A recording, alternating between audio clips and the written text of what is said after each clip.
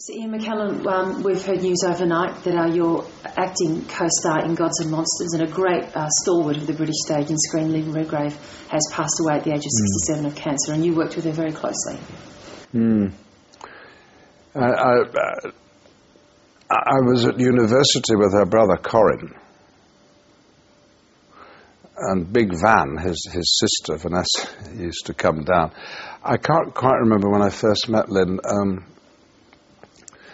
but certainly when we were at the National Theatre together in Laurence Olivier's company, a lot of young, keen actors together, and well, she was there, and we became very close indeed.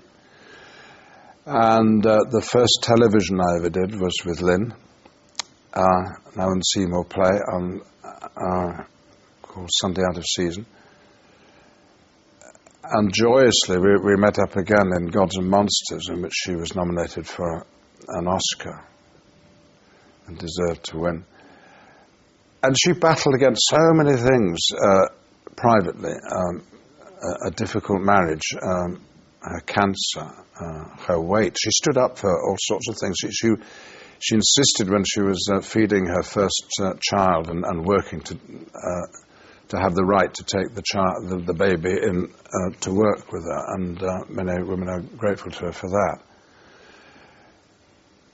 And, there's not easy. The youngest child in a great acting dynasty. Her parents were both wonderful actors, and so was her elder sister, who became the star. Lynn was the sort of plodding worker who, in order to, I think, establish herself, felt the need to leave the UK, where she was brought up and trained, and she moved to America and became American, really.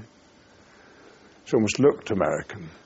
And she became the face for Weight Watchers, something which always struck me as a bit odd, but it worked her magic, because she always looked immaculate. And I saw her only last year on stage, having battled with cancer, which she seemed to have kicked. And she was doing a